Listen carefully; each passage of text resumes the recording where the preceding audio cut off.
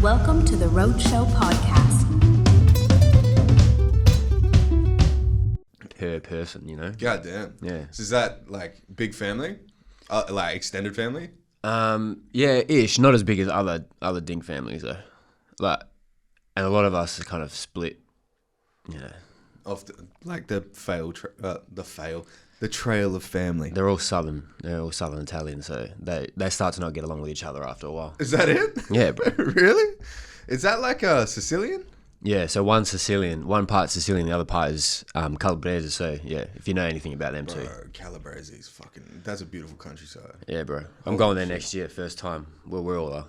Dude, I've got a trip booked for Europe. November 14th. Real. We leave. Good time to go as well. Freezing, apparently. Yeah, but no heaps of cunts around. Yeah. So I've never had a white Christmas. I've never seen snow. Yeah. In my life. That'd be crazy. 31, bro. Yeah. What the fuck is that? I've had 31, 42 degree fucking Christmases. I fucks with a tan Christmas day though. Yes, true, yeah. I do like an Australian Christmas. I want to try a white Christmas for once. Yeah. Not just on the cocaine. But I want the white outside of my nose this time. Yeah, exactly.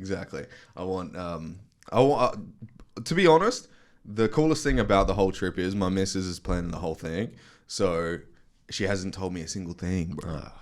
I'm just paying. Thanks, love. Yeah, yeah, I'm just paying. Yeah, that's it. It just keeps the worry off my mind. Yeah, you know? Of course. It's really cool. How you been? Yeah, good, bro. Yeah, good, man. Just working. Smashing the fucking beats. Yeah, I see. A lot. Holy shit. Trying to get it out. Yeah, as much as possible. You know, it's all we can do. Your TikTok is really interesting because I think like there's something to do with the algorithm, right? And this is just conspiracy brain. Hold on. Oh, I'm already as low as I can go. As soon as you add color, to videos, you know how you have that light that shines on the wall. I noticed that like black and white videos don't do as well as hella colorful videos. I reckon I'm still pretty dark in comparison to what they should be, though. But your beats are kind of dark. Yeah. I mean, not like dark, but I mean like, somber. Yeah, They're very somber and melancholy, whatnot. Yeah. Where did that come from? Like, where was your inspiration for like your beats? Well, I don't know. I always draw myself to real warm keys, like warm, like sort of soulful type keys, like is where I start always. Yeah. So if I hear like something like that, I'll always work off that. It's hard for me to create like boppy, like I know. Yeah, I know what you're talking about. You know what I mean? Yeah, boppy's it's a fundamental. Yeah, but I don't think it's for everybody. No. But I think probably the beats I post are the ones that I like the most, which end up being those ones. Yeah. And they're the ones that people fuck with the most too. Yeah. But I do have, I probably should start posting a bit more other shit. So you got like shit tons. Fucking shit tons. Yeah? Yeah, heaps of different ones as well, like. How often are you making beats?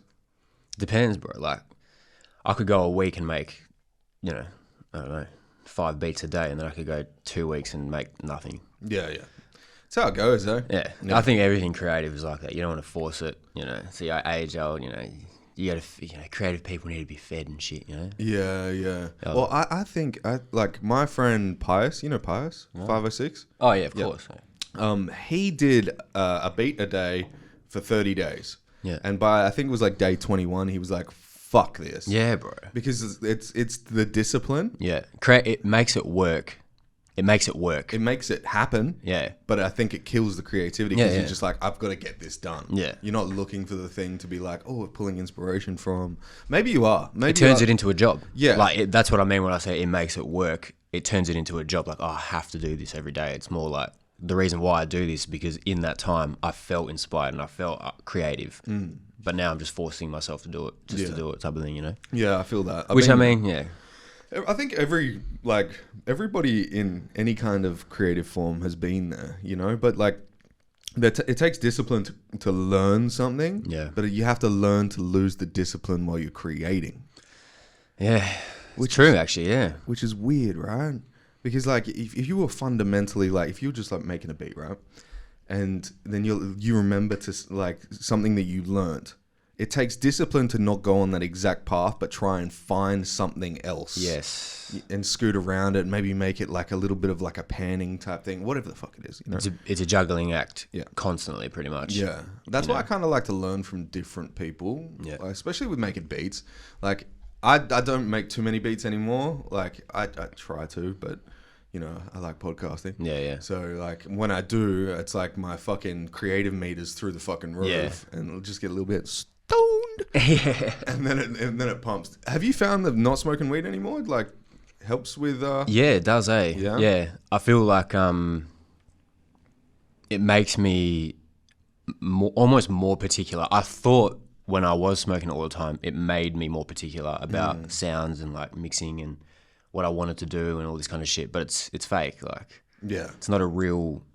Yeah. When I go in there now and I listen to some of the beats I made, like obviously blasé out of my head, I'm just like, nah, bro, this is shit. Like, this is crap. Like, it doesn't even sound like, and because I'm in there and like the headphones are super loud and shit like that, like you kind of think it sounds better than it actually is. Does, yeah.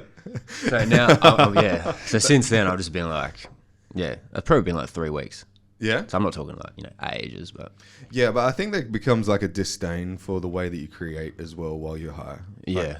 when I first created music, I was stoned for like the first 2 years. Yeah. So like now when I can physically create music now. Yeah. And I don't really have to think about it. Yeah. But when I go to be creative, I don't know if there's something lacking, like there's a trap door or something that I normally step into, like, hey, come out, you know what I'm saying?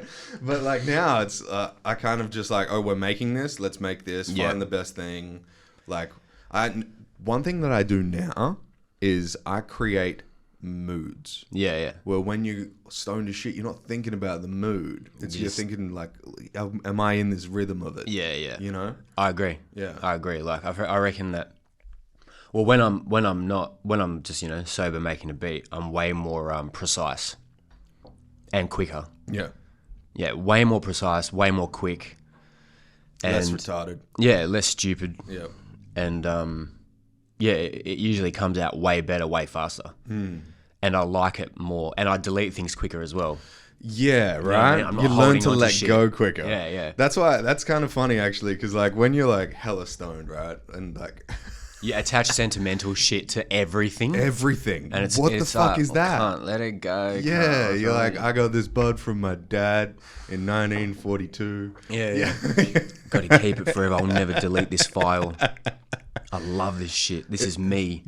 I gave Brendan Sisich one of these, which is like the SSDs. Yeah, yeah. He needed a T5. I needed anything other than a T5. He's got Blackmagic camera, so like apparently it works better for like streaming directly onto the memory from the camera. All right. So he gave me a T7 in exchange for one of the T5s. And when he did the file transfer for all my stuff for music, it deleted like half my shit. Oh, sick. And it's half the shit. No, dude, it's literally half the shit that I couldn't let go of.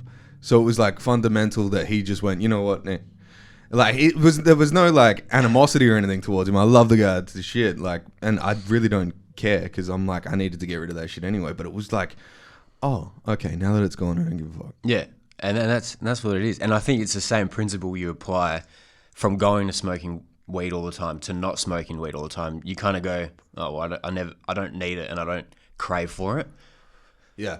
It's like you're letting it go and it's like, I don't give a fuck anymore. Like, I can throw it all out. Now it's gone, it's gone. It's gone, it's gone. Yeah, exactly. Yeah, yeah. I feel like that mindset, once it happens, I talked to my dad the other day, right? And he was like, because he smoked cigarettes for like 40 years. Yeah. He's 56 now. He started smoking when he was 14, so like 42 years. Shit. And he goes, it was the easiest thing that I ever did. Yeah. Like quitting. And I was like, but you couldn't quit when you couldn't quit. Because you're not thinking about, I want to quit. Yeah. Or you're not hating it enough. You haven't let go. You're not hating it enough. Spanian said something, right? What was it? He goes, so he was saying like, he's talking about people coming out of jail or, people just coming out of like rehab or something after like doing drugs for years and, whatever. And they're junkies. And they've got all these like social workers and all these cunts that got no fucking idea. Trying to like create this like sort of procedure as to how how to stop being a drug addict. And it's like this, process and this and that. 12 steps. 12 steps, not this bullshit. And he was like, you think that these 12 steps are going to apply to someone that's been smoking heroin every single day for 20 years.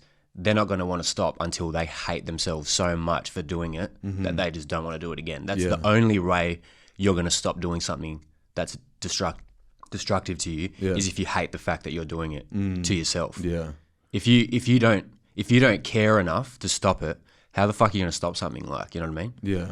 It's like, you know it's bad for you. People tell you it's bad for you. But if inside of you you're like, oh, I could still go for one. Like, what's gonna be strong enough to stop you? Only yourself. Only you go and fucking hate that. I hate the sight of it. Hate the people around it. I hate myself when I do it. That's the only way that you're gonna be like, all right, I'm no longer gonna be this fucking junkie or this, addicted to whatever it is. So I reckon that's really the point that people have to get to is like, how do you actually create the hate for something that's destructing you? Yeah. But some people love the fact that they're destroying themselves with things, and that's self-sabotage, right? Self-sabotage, but it's also cunts feeling like way too sorry for themselves. Yeah. Which I also can't stand. Well, I think the human variability, right, is like, you know how you have weak men? Yeah. You have strong men. You have weak women, strong women. I think that mentality is like, you know how like some people have long arms and their knuckles drag on the fucking ground? I think it's just a variable human trait. Yeah. And I think when it comes to self-destruction, people like to blame themselves because it's an easy getaway from actually having to understand the situation and then just ignoring it and then it eating away at you and then you trying to get away from that and then doing heroin to try and forget about it or whatever it is. Simultaneously blaming yourself, especially to somebody else, makes that person feel sorry for you as well. Yeah. You know what I mean? Yeah. So it's like a two-prong, like, if I blame myself... if I blame myself or blame others around me and I always give excuses and, woe is me and I'm the victim, to me, it makes me feel better. And to other people, it makes them feel sorry for me. Yeah. That's... I just can't do that, eh? When I was 18, 19 years old, I was a fucking bong head to shit, right? Yeah. That's all I did. I smoked. Me 3A. Yeah? Oh, yeah. Yeah. I was so bad that I ended up living with a junkie and I was like nearly about to be a meth head. Shit. Right? I was living in an industrial unit in Welshpool, like literally living on a mezzanine. Got your shit together? Bro, it was fucking wild. It was actually really cool because it was like if I think back on it now, it was a huge space. I had like drums, guitars, everything that was like that you wanted as a teenager. Of course. It was there, right? Yeah. And just like the freedom. And then one time he like fucking like spray painted a car inside the shop and then all my guitars and drums got covered in like paint. And I was just like, okay, this is a bit fucked. But anyway, like I was feeling sorry for myself. I just wanted to be able to do what I wanted to do. And I was always that kind of rebellious person. Yeah. But then this one time my mum rocked up. And she was living in Karratha at the time. So she came with like a moving van. She's like, get in the fucking truck. You little cunt. Yeah. So she took me up north and pulled me out of the environment. Now, I think environment has a lot to do with why people are stuck in a rut. And the reason as to why that is because you're the product of the 5 people that you hang around the most. Yeah. And if they have bad tendencies, you normally have bad tendencies. Whenever I see like a fat dude walking around in the shops, I'm like, I bet you everyone that he hangs around is a fat fuck. Oh, hard. Right? Or gluttonous, whether it be food, alcohol, whatever it is. Have you ever seen The Great White Underbelly on YouTube? No. So it's yeah, of course. Yeah. Soft white underbelly. Soft white. Yeah. Mark Later. Yeah, that's the guy. Yeah. Have you ever seen the Sid and Molly one? And it's like they look like 2 punk rockers. Yeah, and then they change, or one of them changes. Yeah, Sid comes off the drugs, dude. Yeah, bro. What the actual fuck? That was 6 months between the 2 videos. That's crazy. Yeah, and all he did was remove himself from that girl's life. Learned behavior. That's all it is. And like, I think, you know how like if you sit next to a dude with the flu, you're going to get the flu? Yeah. If you sit next to a dude with the sadness, you're going to get the sadness. Exactly, bro. And that's 100% correct. And that's what I mean. Yeah, that's what I can almost see, like, I can attribute that to, you know, the phases in my life is like, you know, the people that I would associate with, I would become in some way or another. And especially me, I adapt quickly to my surroundings. You know, chameleon. Yeah. Not that I change. Well, not now anyway. Not that I change who I am, but I can adapt quickly. But back when I obviously wasn't probably self-aware enough to realize, is like you do it as like a survival mechanism. Yeah. So I can't be hurt around here if I'm the one doing the hurting, or if I can't, you know, I can't fail around here if, you know, I blend in with the people that are, you know, winning or, you know, surviving or whatever. But then you got to get to that point, and I think you know, once you become from like a boy to a teenager to a man, like, you know, young man to a man, especially the young man to a man, like it's very different. Super Adolescent different. man is a different mindset, dude. Oh, bro. Yeah. Because that's when you're kind of actually finding out, like, oh, I can be multiple things. Like, I'm allowed to be multiple things and still be myself. Because everyone's multifaceted. You can't be one way. So, you know, I can still have that, I guess, like that fearlessness without showing, you know, like a bravado or like a fucking, or an aggression, or, you know, or have this, you know. Where do you think that comes from? Oh, probably, yeah. Like, as an adolescent man, do you think that is literally ingrained in us to survive? Well, for me, it was because I feel it was because, you know, if you grow up around sort of confronting situations a lot, and you see explosive behavior, and you see people not being able to control their like tempers, or, you know, not being able to control reaction, you're gonna be in situations where you're so fearful that's the way you stop yourself from being fearful. Right. Yeah. So just outbursts.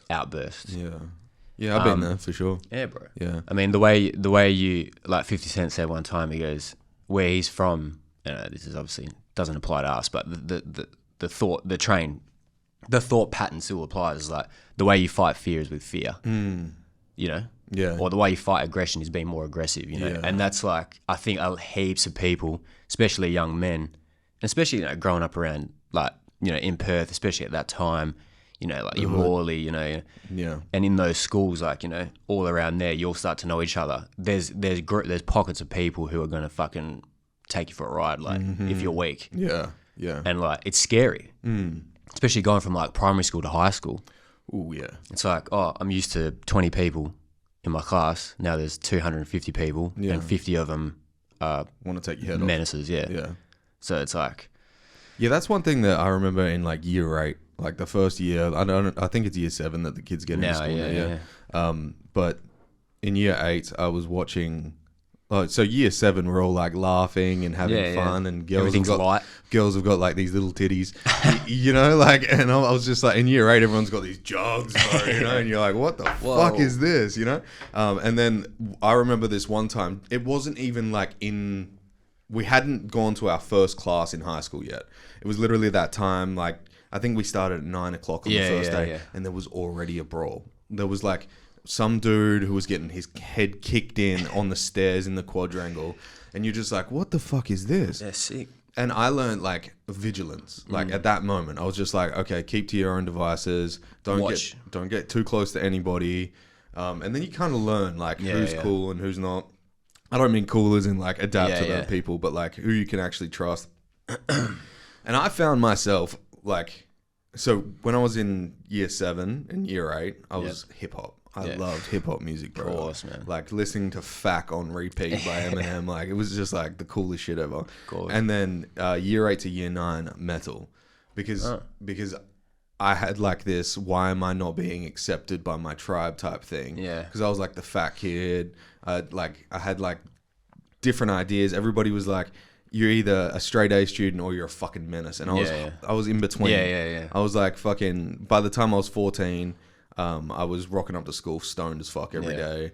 Like, it was just my way to adapt to the situation that I was in.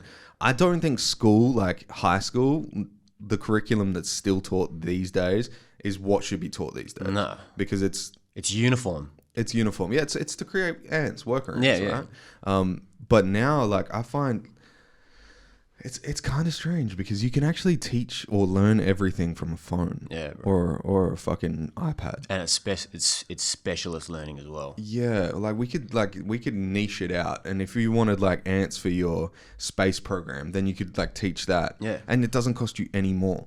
Like, everything's on YouTube. And you can find them easier. Yeah, and like the blueprints for SpaceX rockets are online. Yeah. Like, you can literally download them. Like, what the fuck is that? and they're still trying to teach us about Hitler and stuff. You're like... There's a reason why they teach history so much, you know what I mean? It's like, why do you want people to think... Like, I get it, it's like, you got to understand, how we've come to this and all this kind of stuff, but it's like, surely you get to a point where you need to teach more about forward thinking rather than past trauma. So I've had a couple of conversations recently, and I've asked a guy named David Hughes, is a comedian. Yeah, like he wrote the comic book for the Trailer Park Boys, and he said security. So the reason as to why they teach history, in my eyes now, is security, because once you don't want to once you branch out to thinking about other things, you get enlightenment. And enlightenment is like you looking past the systems. Yeah.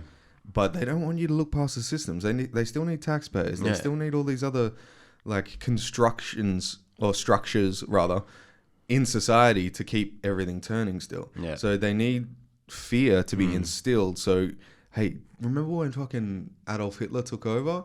Yeah, we all had jobs and like that's how we survived. No, it isn't, man. Yeah. We killed the bad guy. Yeah. Like, that's how we survived. Yeah. Well, the bad guy killed himself.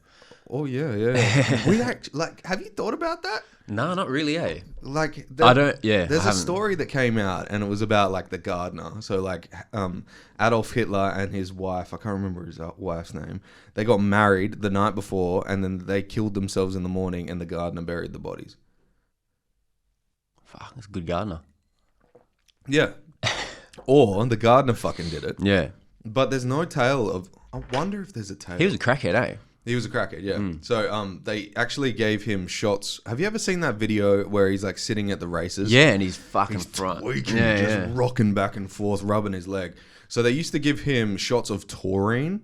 So taurine is like the extract. Protects the liver? No, so it's it increases your testosterone. They put it in Red Bull. So if you ever take something called what's it called? They give it to horses. I used to take it when I was bodybuilding. Clenbuterol. Yeah. So it makes you twitch. Yeah, right? Makes you lose weight. Makes you lose weight like a motherfucker. But the one thing that it does is it pulls the taurine from your blood. Yeah. So you take taurine or drink a Red Bull while you're on Clenbuterol and you feel better. Yeah. That's why when the people take Clen, you have to take taurine and potassium. Yes, exactly. Otherwise you cramp up. Yeah. Dude, I had a cramp so bad I nearly broke my leg. Yeah, bro. Like it nearly snapped the bone in my leg because it was cramping that hard. And because I was on like Tren and like... and Test E, like all of my muscles are super strong, but my bones hadn't so much really stress on the body, bro. Bro, it was wild. I wonder why I'm fucked up, bro. But yeah, so he was on taurine, he was on injectable meth and cocaine, and there's a story where he went to Feature of health. Bro, what a lovely dude. Fucking hell. Never did anything wrong. Really cool, calm, collected. There was a story that he went to... Who's the guy that ruled before Putin? It was... it starts with an M. Fuck you. I always forget. It wasn't Russia then. It was the Soviet Union. No, yeah. Soviet Union... Was it president? Oh, oh, fuck, no, it's on the tip of my tongue.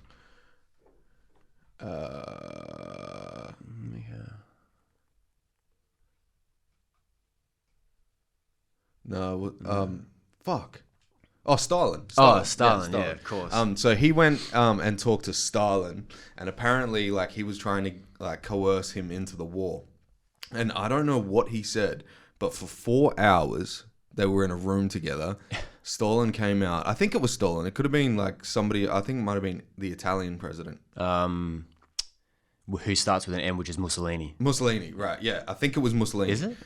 Mussolini and Hitler same time? I don't know. Yeah. Hold on, let's look at that. I could be just talking fucking pure shit right now, but Benito Mussolini. Yeah. I think this is the story.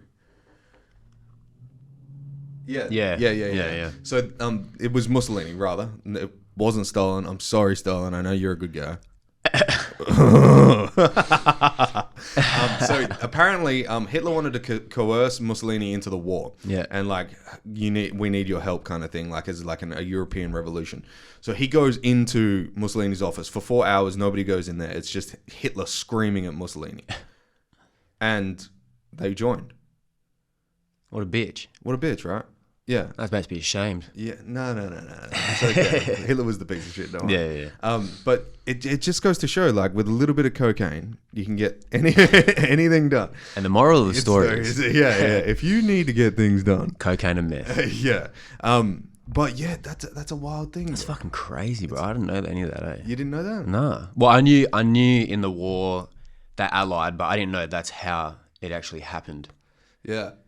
That's crazy, eh? He was a tyrannical dude. He was extremely tyrannical. I watched How to Be a Tyrant. Yeah. On Netflix. Yeah. Have you seen it? I watched it a while ago. It's been on there for a while, eh? I think it only came out like 6 months ago. Really? Yeah. So it details the story of how Hitler came into power. Yeah. So when he was a war. He was a marksman in the war, like in World War One. I think it was World War One. It was one of the wars. Yeah. And so he comes out of the war. A bunch of his like brethren get fucking killed, and like fucking RIP to anybody in war. Obviously, Yeah. like I don't believe that it's a construct that has helped us, but it's built our society to where it is today, and I appreciate that, I guess. Whether that be, America bombing fucking Iraq for WMDs when they didn't have anything, fucking bullshit. It's just a big profit. Correct. Do you need water, by the way? Yeah, bro. Yeah. I was just thinking that, eh? Where's she from? Your missus? Portugal. Oh, really? Yeah, bro. Oh, sick. Portuguese as. You're gonna have some cute fucking kids. Yeah, bro. that's for sure. Holy shit. They yeah. So and her parents are like Portuguese, like more. She's more Portuguese than I'm Italian. Like they came here, like they're the first generation here. Yeah, right. And I think her parents might have come when they're maybe like late 20s. Oh wow. Okay. Yeah, bro. So full accents. And shit still, Yeah. God bless them. Yeah, that's beautiful awesome. people. Hectic. Just beautiful people. That's sick. Yeah. My miss is obviously English. Where from exactly? Oh god. Older shot. Older shot? Yeah. Not younger shot. Not younger shot. No. So the Farnborough, older shot area, which is like that way. So southwest of the London. Not the north. Cities. Yeah, no, not the north. The other boys that live here are Scottish. Oh yeah. So it's fucked. I don't get it in Australia. I'm the only Australian. Like you hear, and then you hear, hey gang, Hey gang. I would love to see Scotland actually. Yeah, I've been. You been? Yeah, it's very nice. Very Beautiful, nice. yeah. To finish up on the Hitler thing. Yeah, sorry. What were we actually talking about? Cokehead warmongers. Yeah, so when he was coming into power with the whole Nazi, so I think there is a meaning to the word Nazi. National Socialist German Workers' Party. So they were like against the Republicans, kind of thing, right? Yeah. Okay. So what happened was he gets out of the army. He starts going to these revolutionary rebellion, like socialist German Workers' Party union meetings, right? Okay. And then he starts getting up and having his own ideas, and they're all like, "This guy's fucking awesome." And then he's like, he's got some really far-fetched ideas. Very, very subtle. He wasn't like, let's fucking kill everyone. He was just a slowly coercing type of cunt. Yeah, exactly. And then he gets The worst kind. He gets promoted to the head of the National Socialist German Workers' Party. Then a fire ensues inside the Republican building, the Parliament House, right? And he puts out a bunch of front page news articles saying it was the Republicans that did it. He then gets sworn in as the leader of the government. So he started just like a mass sociopath. Yes. Knew how to manipulate. Yeah. Well, I mean, it's not really much difference to what people do now, is it? Exactly. He's the Biden of his era. Yeah. Right. But he just had his shit together. Yeah. Like, Biden probably a bit doesn't more talk. violent. Yeah. You reckon? I don't know, actually. Like, what he's doing, Biden's doing in the background, I think, like, there's an impeachment happening at the moment. Yeah. Which I think is fucking good. Yeah, bro. Like, I could bury that cunt, man. they're trying Put to him underground. They're trying to bury fucking Trump, but all he did was try to help America. It's pretty obvious, isn't it? Like, it's pretty obvious, like, and especially now with the Russell Brand thing, it's like, oh, look, you've got 6 million subscribers on this YouTube channel that's exposing all the truth and chatting to all these like highly intellectual people that are showing you exactly how things are like done and managed and shit. And then out of nowhere, oh, you're a rapist now. So they knew that. And if you've ever seen any of Russell Brand's comedy or his live shows, you would know that he talks openly about his sex addiction, his drug addiction, all that stuff.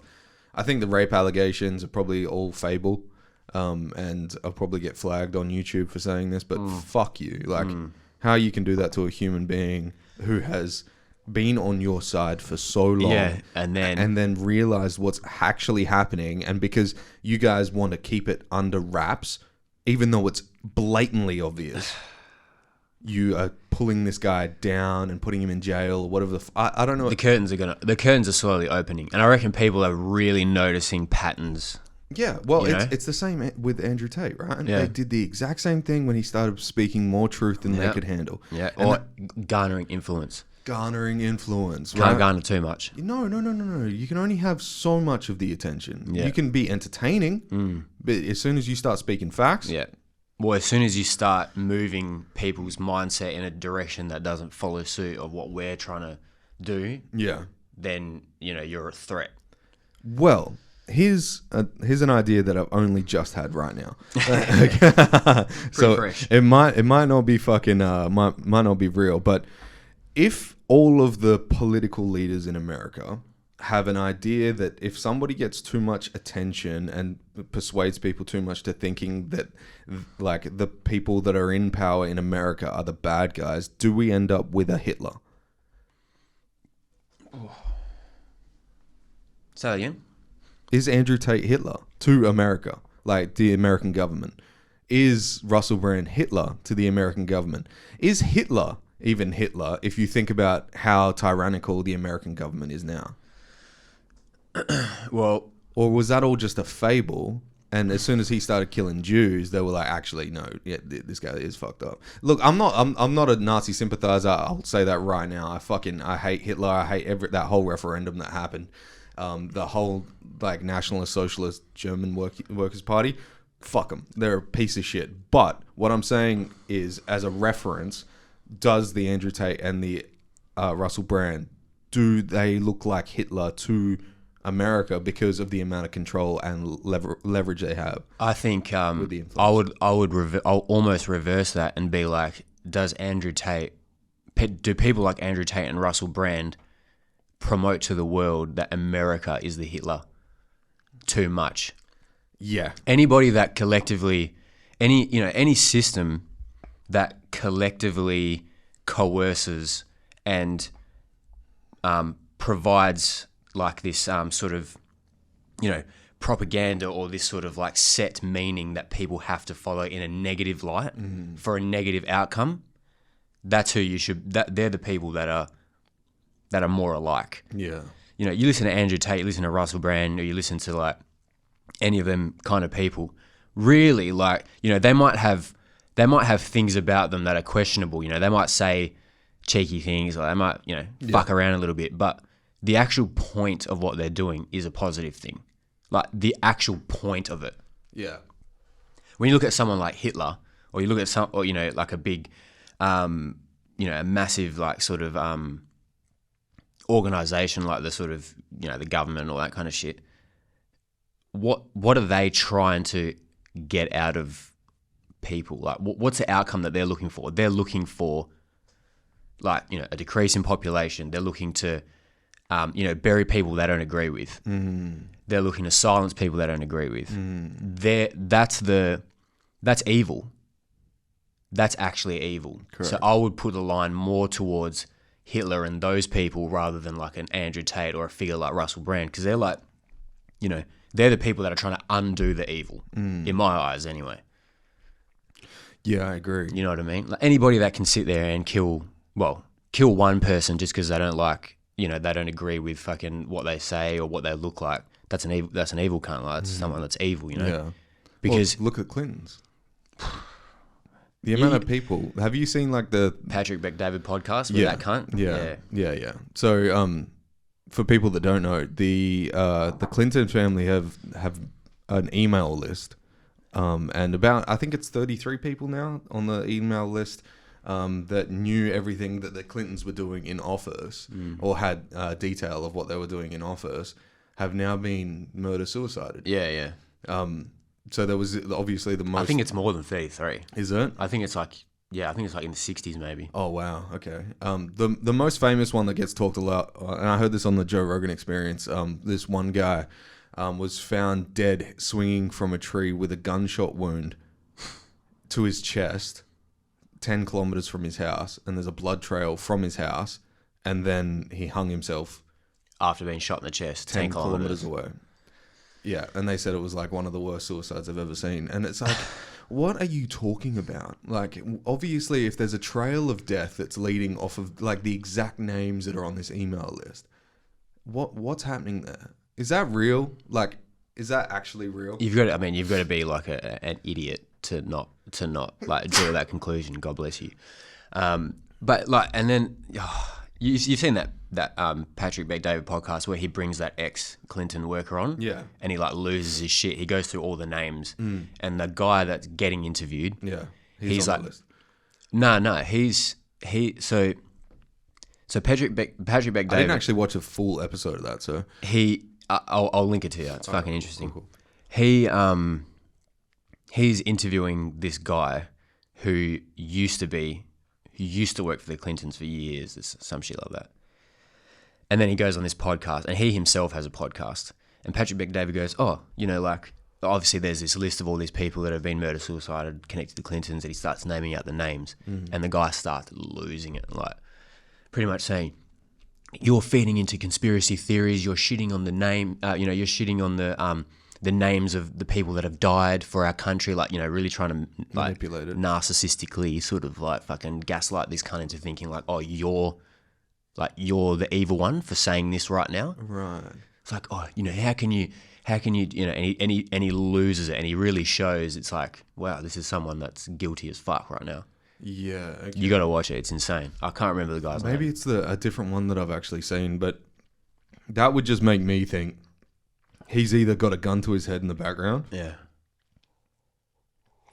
or he is the person that's pushing the buttons. Yeah. Oh. Like it's like the reflection of like the Jeffrey Epstein thing, right? It's like how many people in the background are controlling that one dude? Like the whole Ghislaine Maxwell, Jeffrey Epstein thing. Don't even hear about it anymore. Well, it's kind of funny. Anytime any prosecution or anything happens, there's always another story that gets blown over in the wind, and everyone grabs the attention. Like the whole George Floyd thing with the COVID vaccines. Yeah. Like RIP to George Floyd. He didn't need to die like that. But did those police officers get detailed prior in the day that they needed to do something to bring down like the factionized thinking of people saying no to the vaccine? So there's more. It's just so much evil, bro. There's just so much evil out there. Like, what is this? Like, what are we living in? And it's a battle. It's a proper battle of good and evil. And this is like, I don't mean to sound all I don't know, faithy and all that, but it's really made me go, all right, well, there's definitely evil people at play. And I think, and I believe is like, if you have a faith in a higher power, whether it's, religion, whatever religion, to me, I can't be religious because I've got, people that I love that are Muslim, people that I love that are Jewish, people that I love that are Christian, Catholic. So I know that, it's not, I can't set aside one religion, be like, oh, I'm going to be that religion because, you know, I can't do that. So I know that there has to be a higher power. There's God. I just don't agree. Well, not that I don't agree, but I just can't I can't set myself to one religion because the parameters. I are know too and broad. love people from all religions, you know, and they are good people. Yeah, well, I think the difference is because I've got the Quran, I've read through the Quran, I've studied it. I was brought up Catholic. Yeah. I've studied the Bible. They are the same book. Yeah. They are the same book. There's one thing that so God in Aramaic is Allah. Yeah. It's the same thing. Yeah. And I think religion is just the structure. And if any kind of hate prevails, like take the Syria kind of, like the Jewish versus Muslim debacle, they're fighting for the same thing. Yeah. And there's just confusion. And obviously, where there lies power, there is always going to be some kind of animosity between the two parties. But I think it's factionized and I think it's tribal. Just like how there's like racism pervades through America. Yeah. Just how there's like the classist Marxism all through China and Australasia. Yeah. I think that's all just carried through to keep our minds from developing to the point of empathy for one another. The way you conquer is by dividing. Yes, that's true, right? That is true. You need division to create Control. an idea that people can push for that's against the actual narrative of the opposing. Yes. So I think that there is something to be said for people that are trying to do right in the world. And when it comes to the Russell Brands, the Andrew Tates and stuff, who don't have a prior influence and then just want the truth out there, to make them seem like the tyrants makes you the tyrant. Yeah, yeah. And if you agree with them, you're that, you know, you're that side. You're on that side and you're against us. Yeah. It's pretty nuts, eh? Pretty scary, actually.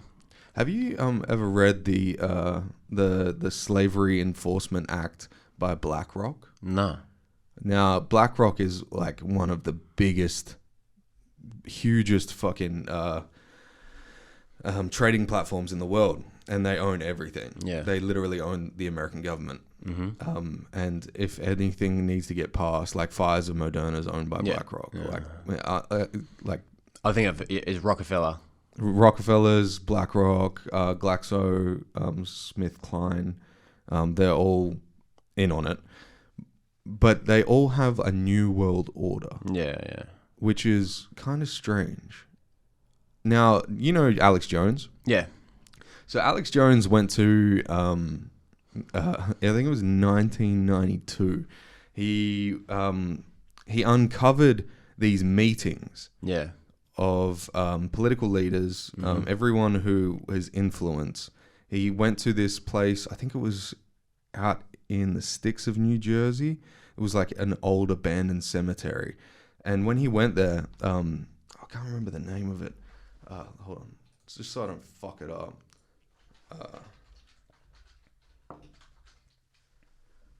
Look, when you type in Alex Jones, his name doesn't come up. Yeah. Like, his face doesn't come up.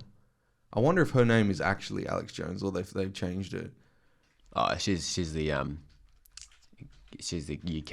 chick. She's Welsh, actually. How's that? You type in Alex Jones InfoWars and nothing gets listed. What the fuck? It's you know the bird face. What is that fucking called? Oh shit, it's on the tip of my tongue. Just type in New Jersey meeting, it'll come up, I reckon.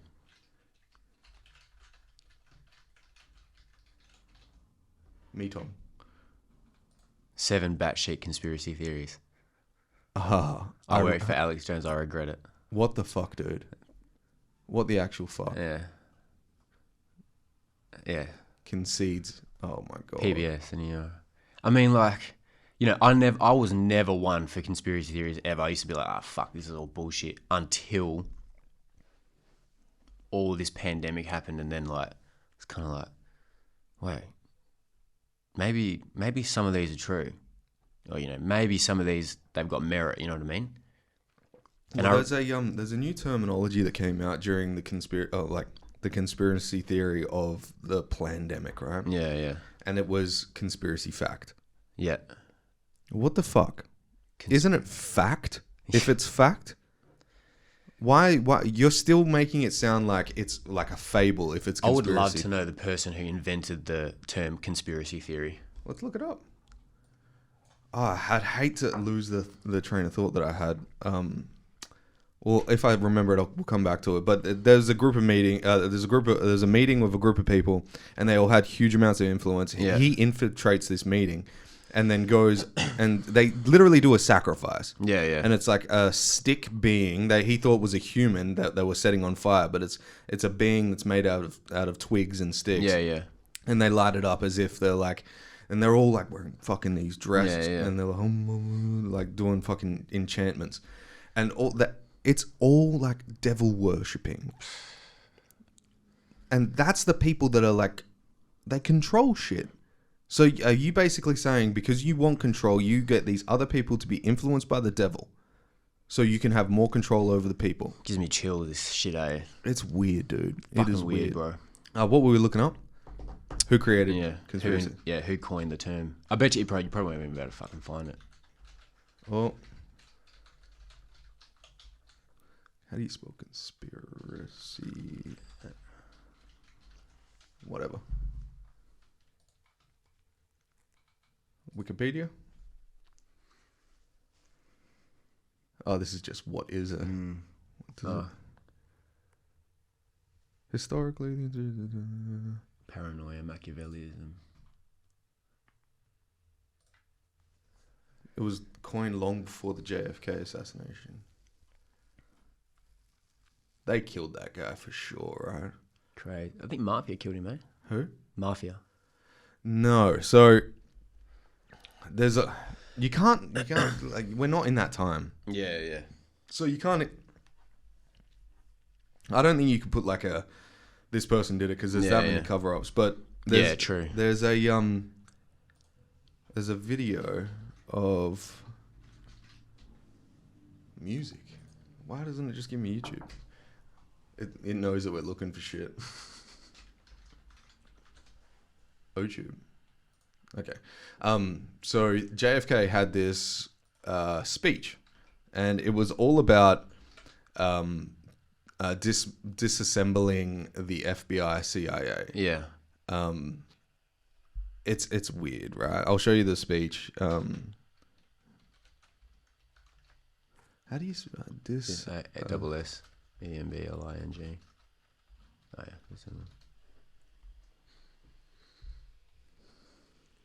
Speech. So literally, like, I think it was 6 months before he does this speech. Yeah, this is it. The final address.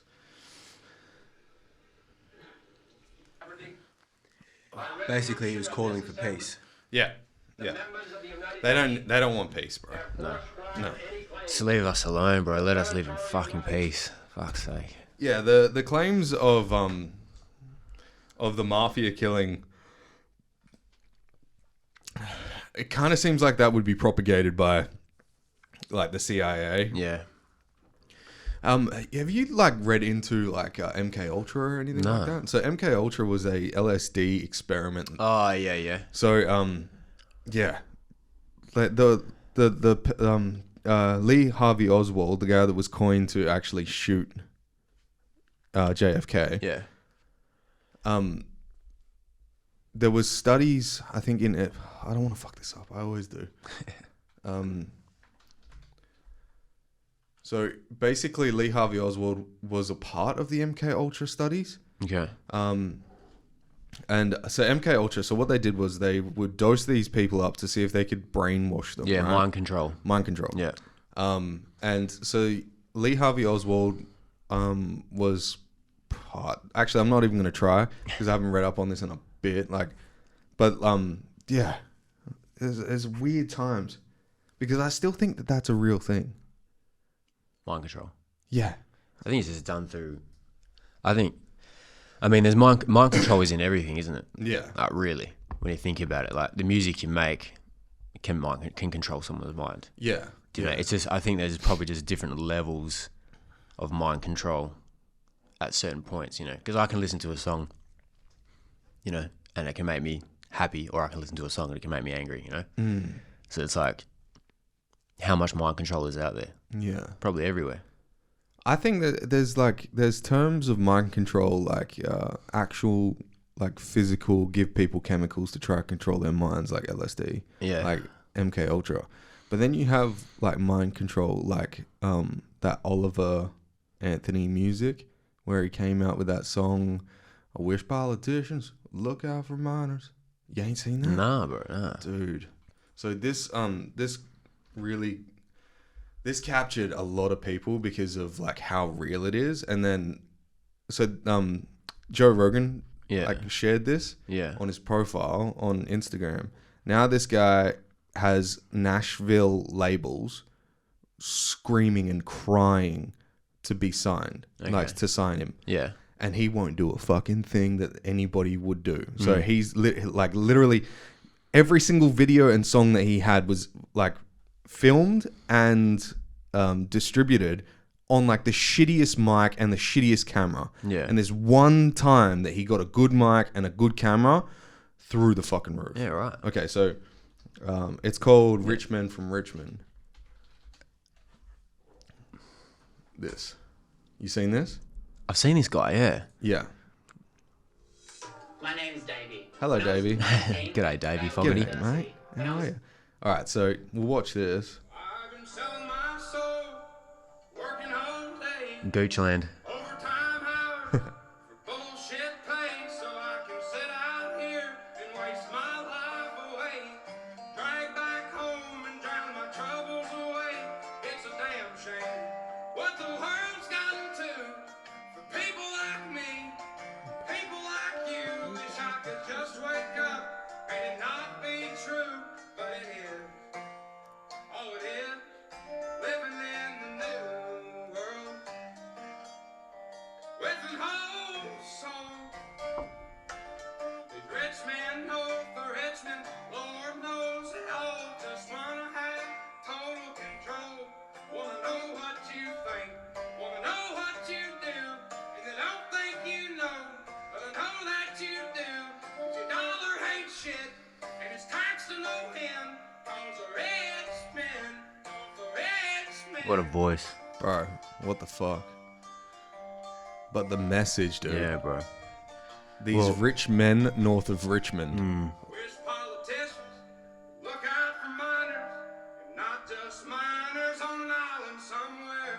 Lord, we got folks in the street, ain't got nothing to eat, and the whole beast milking welfare. This is almost reminds me of like a Marvin Gaye "What's Going On" type album. It's like that bit in history where the world's going from one bit to the next, and the music that comes out pushes through. is that you know, almost like when an Eminem came out, you know, like it's like that type of change in world behavior that brings out a lot of good creativity, that's for sure. Yeah. Just wake up and it not be true, but it is. Oh, it is. Living in the new world. Very powerful. So I think what happens with suffering and like, so when there's suffering in the world, the balance that happens after the suffering, the most creative stuff, whether the balance comes from people being creative due to the suffering, like I don't think that guy would have existed without the pandemic. Nah. I just don't believe it. No way. I don't believe that if there was constructs that actually had people's values in mind, like if a governance was actually in total control but also had the people's welfare in mind, that song would have never been fucking created. These rich men north of Richmond, Lord knows they only just want to have total control. If they didn't have total control, that song wouldn't exist. Yeah. It's like that thing. Tough times create tough people. Tough people create easy times. Easy times create easy times create soft men, people. yeah. Soft people. Yeah, soft men, sorry. Yeah. So it's like a circle. It's a circle. It's not triangle. Triangle have corner. I can film that. Yeah, bro. I wholeheartedly believe that like where there's suffering, there is growth, and I like that's why I have discipline as freedom tattooed on me, right? So I've got la libertà on here, freedom. What is that? What that means? Yeah. In what language? Italian. Italian. Oh, it's even written in Italian. You can Yeah. I was thinking you're gonna have like Vini Vidi Vici on you.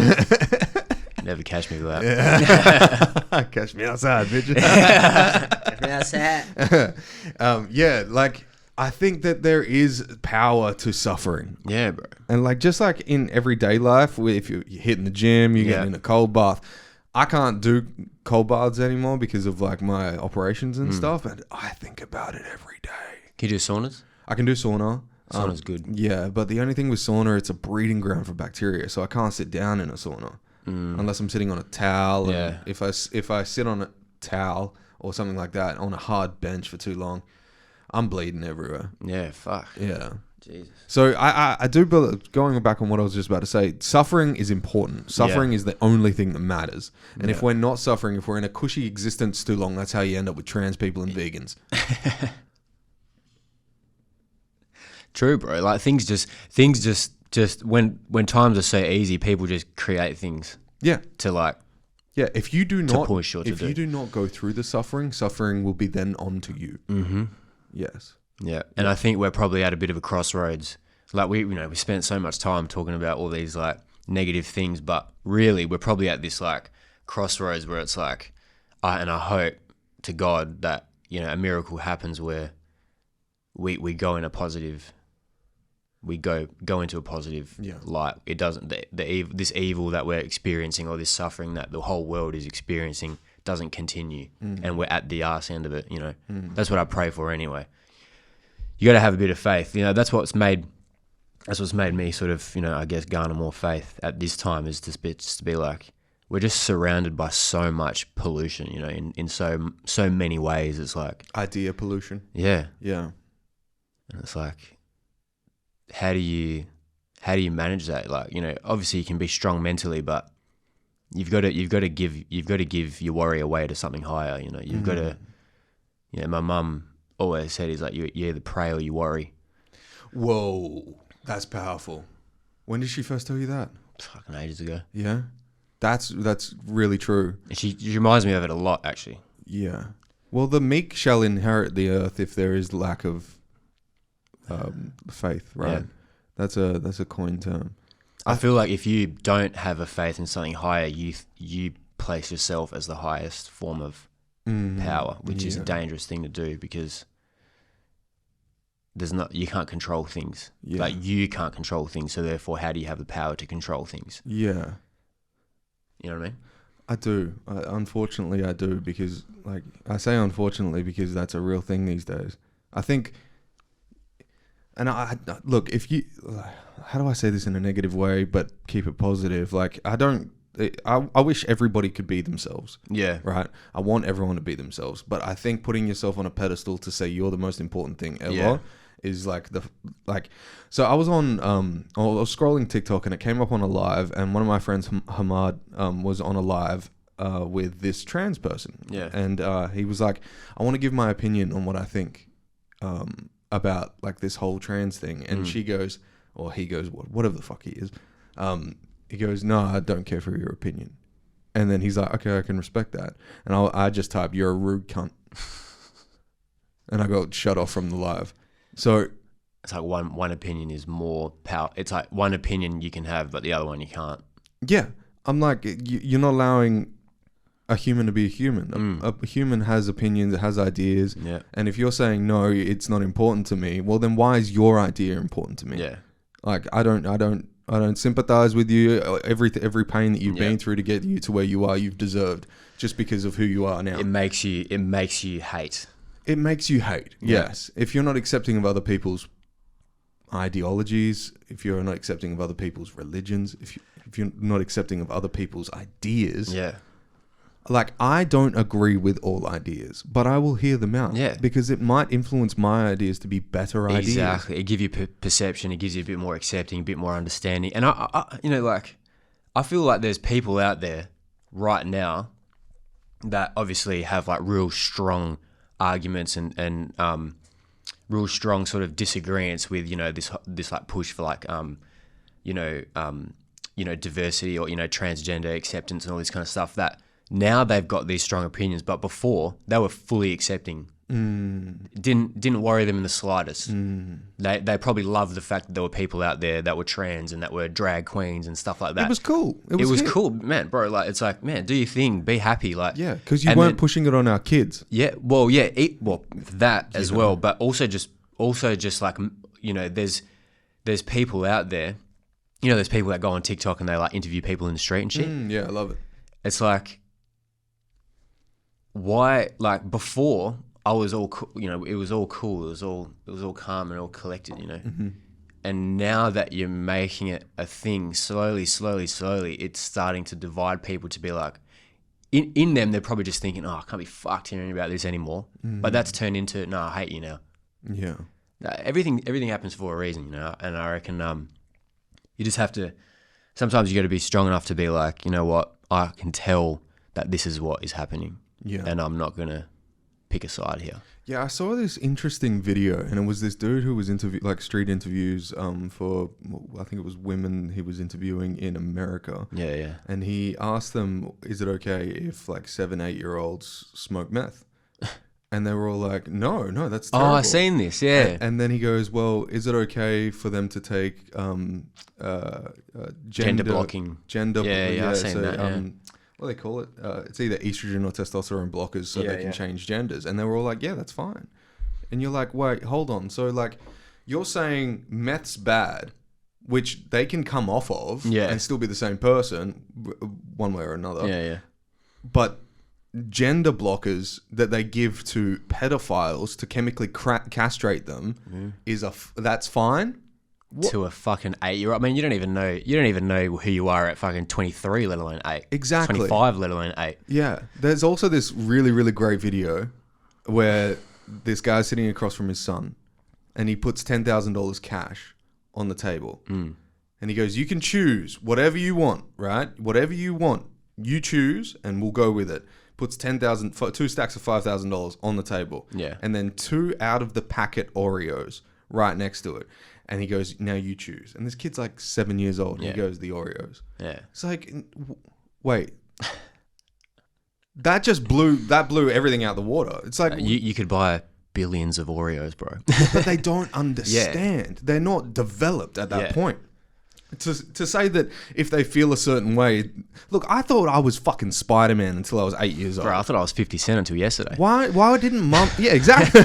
Why didn't my mum, like, fucking get, like, a bunch of spiders and, like, shove their teeth into me? Yeah. Like, why didn't you do that? Like, because it's the same shit. A fucking phase. Like, it's what you... Bro, you're a kid, man. Like a child. Bro, I'd be obsessed with the Power Rangers. I thought I was a fucking Power Ranger. What colour? Blue, I think. You racist fuck. No. Fuck. Yeah, true, actually. Yeah. I should go think about that. Yeah. Why not the yellow one, huh? Because it was a chick. What's wrong with that? Can't win, eh? No, this can't win. Exactly. That's what it is, though. It's like... You know, nowadays, it's like you can be whoever you want to be. Why not just be you? Yeah. Why not just accept the fact that you were brought onto this planet? Your whole life is a gift. There's a 1 in 400 trillion chance that you existed and you want to be something else. Yeah, crazy. Like the whole like dog play. You've heard about this, right? Yeah. Like, you seen the sergeant dog? Nah. So a guy in the army in America has come out because he's retired. He's come out and said, "Hey, all this time I've been into puppy play, but because I've been in the military, I wasn't allowed to do that. So now that I'm no longer in the military, rather, I can be who I am." And he's got a photo, and it came up on Twitter. I'll show you the photo. And it's him in a full sergeant's outfit with an AK-47 and a fucking dog hat on. Like a dog fucking head on. Like, what the fuck, bro? Oh, my God. People's imaginations are crazy, eh?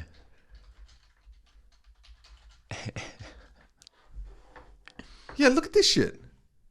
What the fuck is this? It's like a GIMP mask. Yeah, it literally is a GIMP mask. Yeah. And like, so on Twitter, fuck, there would be so many people pissed off about that, wouldn't there? Yeah. So on Twitter, I'm going to save this fucking photo. But then obviously there'd be people that absolutely love it. Well, it's... You know what I mean? Like, oh, liberation.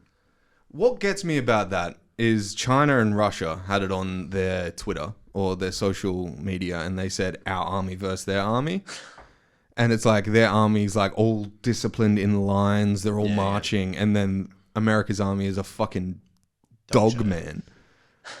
You know, like who likes to get fucked in the ass or likes to fuck in the ass of other dogs. Of other dogs. What the fuck, bro? Like, what is that? What is that? It's just, I mean, like, where does it come from? Like, man, a psychologist had a field day on that bloke. Yeah, oh yeah. Have you seen the trans woman that was working in the nuclear secretary in America? No. So there's this bald guy, full beard, lipstick, right? Trans.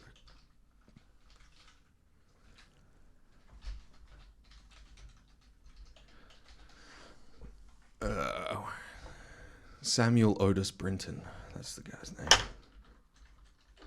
Yeah, Samuel Brinton. Oh, fuck you. He's an engineer. Nuclear Look at this fucking thing. Yeah. What is that? Sam Brinton. What the fuck is that? Right? So this guy, girl, whatever the fuck you want to call that thing, he's been fired now, but the guy, he had like a fair bit of control in the government, and they wanted to know where, like, so this shirt right Why here. Why does it say born 1986, 1987? Because he chooses when he wants to be born. Don't you know you could do that? So I think it's this top right here. So a lady was traveling on the same airplane as this motherfucker. Yeah. She's a designer, and that shirt is a one of one. Right. He stole her luggage, and then he got found out for doing this multiple times. What? And he was wearing people's clothes. He's a thief. He's like a thief. Kleptomaniac. Yeah, kleptomaniac like a motherfucker. And basically gets fired from office. And I don't know what he's doing now or she's doing now, but it's fucking disgusting. It's crazy. I don't mean Stealing it's disgusting.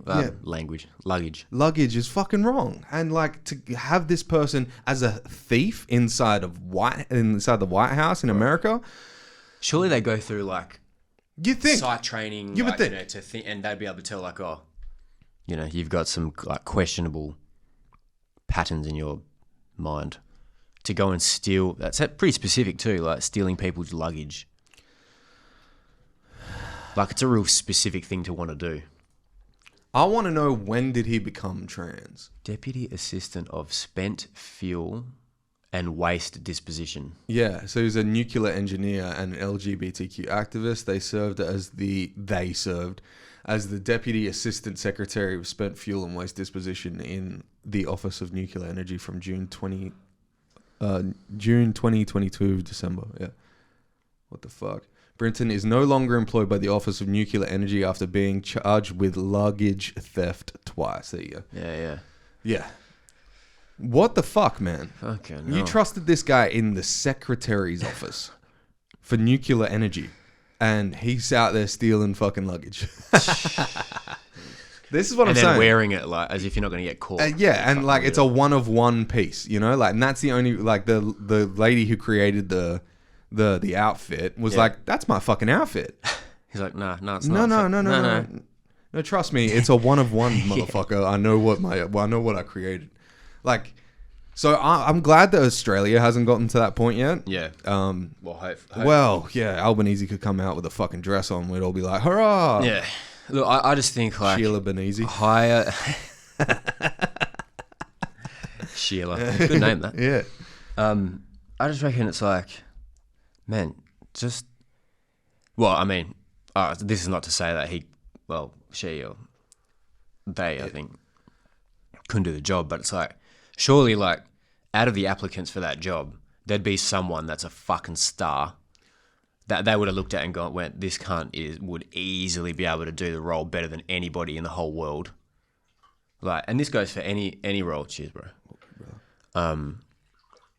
As a business owner, or as even in government, would you not think like, I'm going to hire best possible person that I trust in this role. Like, why would you not do that? Yeah. Everything is on the line, you know? Yeah. But I Have don't you know. seen the Rob Schneider, the comedy bit? His new stand-up? Yeah. So he has a bit that goes, he said something about American Airlines. They came out and said, for this year of employment, we're going to look at diversity as the most important thing prior to anything else for our employment. And he went, what? What about the capability of a fucking pilot, man? Yeah.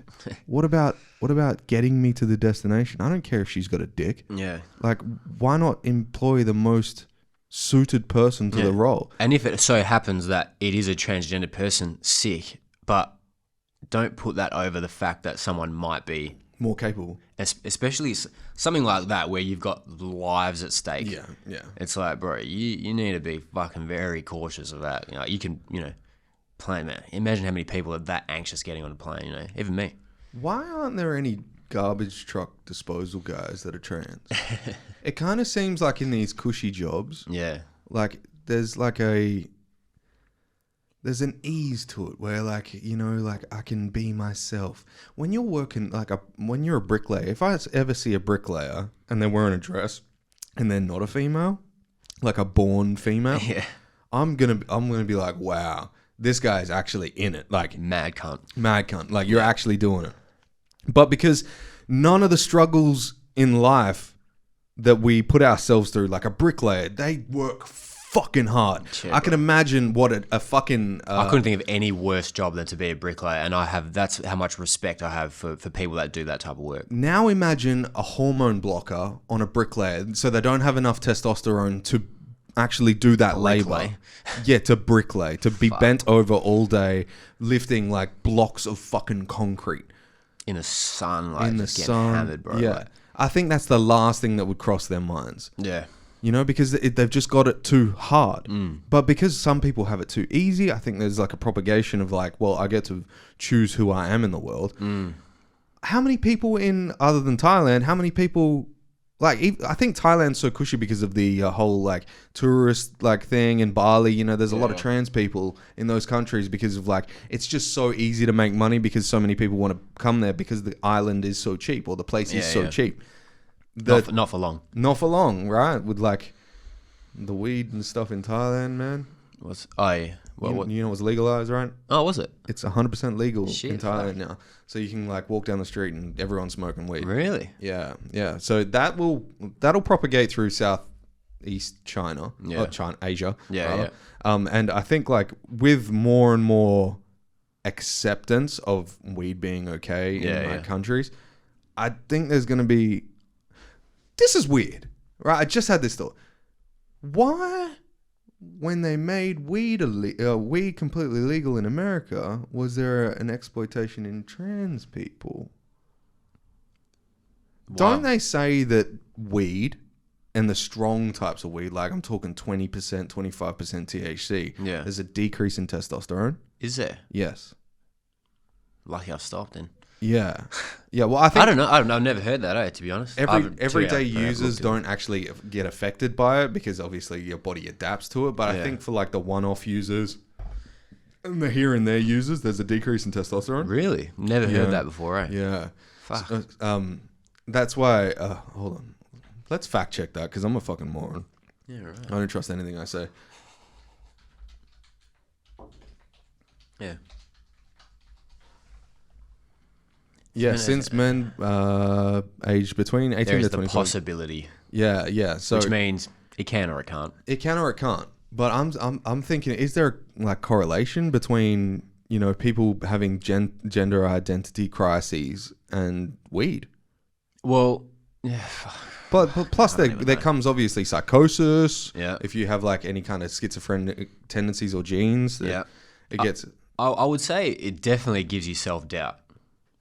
Definitely gives you, it induces self-doubt. It makes you question, am I like, because obviously weed, you're real introspective and you start fucking being real questiony, you know what I mean? So it gives you self-doubt to be like, am I who I think I was? And it gives you like this, almost like this anxiety about yourself. And then when that coupled with, things that you're seeing online and things that you're hearing, you'll start to probably attach yourself to things like that, and it gives you this like idea.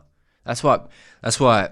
Look, I'm all for weed and all this kind of shit, but long-term use or even everyday use, like it's gonna mentally affect you 100%, and it's not gonna be positive. Like I don't think it will, unless it's like prescribed to you. You know, you've got hectic trauma or something like that. You know, and it's prescribed to you in a real like sort of mediated way, and it's like measured and things like that. And slowly, you start to release some trauma or you release some anxiety. Up until that point, would be good. But if you're if you're abusing anything, it's not going to be good for you. Yeah. So, I mean, I don't know. I just reckon like if you can get yourself to a point where you're not relying on a substance to give you an effect or to give you like a solace, that's when you're going to start living. Like that's when you're going to start really prospering. Because you can't be a human. You can't be a successful human if you're relying on something else to keep you calm or to keep you sane or to stop you from worrying. You know what I mean? A substance, I mean. Yeah.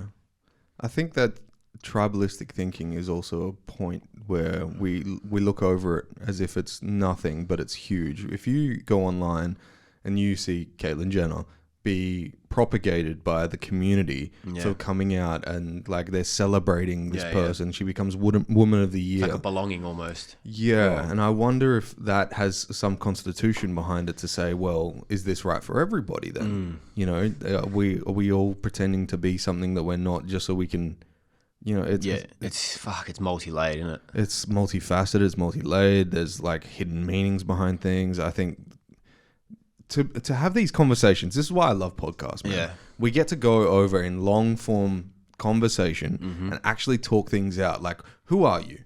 Like, who am I? Let's talk this out. You know, like, and I think eventually I will have like a trans person come through, and I want to know who they are. And like, if anyone is trans and fucking wants to come on the show, fucking let me know, because I like, there are some people that are like completely just opinions. And I think those opinions are formulated by tribalistic thinking. Like, this person's doing it, so I'm doing it. But there's some people that are just this way, and they have been this way their whole lives, and they've kept quiet.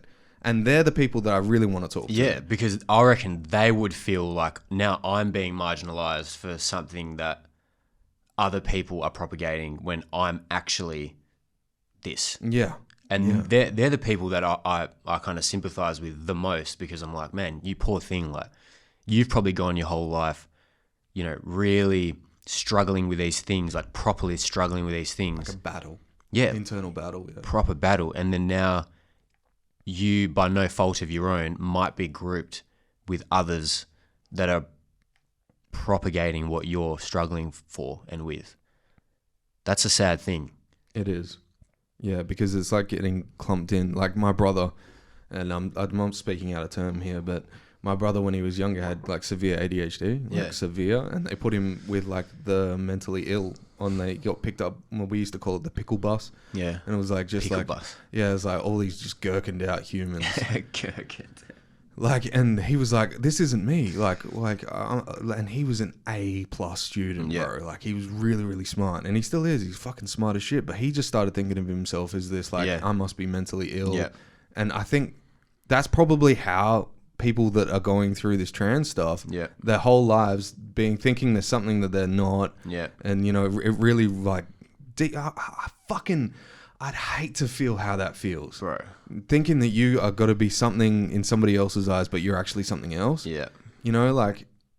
So much pain. It would be so much pain in that alone, you know? And then having a bunch of people come out flamboyant as fuck, and they're just like putting it on so they get more likes. And you're like dealing with this struggle, and then you get heaped into that same tribe as them, as like, imagine we see this is a real thing. Imagine we see all these people coming out as trans and all that stuff. Like, take Eddie Izzard, for instance. Eddie Izzard's a comedian. He's a fantastic comedian. He's not transgender, but a transvestite. Like, he likes to dress up in women's clothes. And fucking good on him. He's fucking awesome. Hilarious dude. Love the guy to death. But I think, like, that dude gets heaped in with the transgender people who maybe you're just doing it for like the likes, the shares, the comments, all this stuff, just because like the referendum, if you will, of being so weird that it captures attention is actually valuable these days. There's something to be said for heaping these people into the mentally ill party. Well, I mean, this literally goes back to exactly what you said right at the beginning of the podcast. Is like we're getting so far away from people being individualistic, and now everyone's being pushed into a group, whether they like it or not. It's like, no, every single person on this earth is so different from the next person that you can't group a type of people into, you've got 4 characteristics that are similar to this guy that's got 4 characteristics similar to this guy. You're all in the same. But it's like, what about the other 1,000 characteristics those people have that might be similar to somebody else in a completely different group? Yeah. It's like every single person is a full-on individual, and it can't be carbon. You know, there's no carbon copy of someone else out there that you are who you are. There just isn't. And like, I feel like the more they talk about like groups, and the more they talk about types of people and shit, it just takes away that, you know what I mean? Like, it really takes away that individualism. And that's what we need. We need individualism. We need people to love themselves for who they are, not for who they are like. You know what I mean? Yeah. Bars. Yeah. I think that that's real, man. And all these isms and schisms and all this shit, like Jisms. I went to Chisholm. Did you? Oh, yeah. It's a good school. It's all right.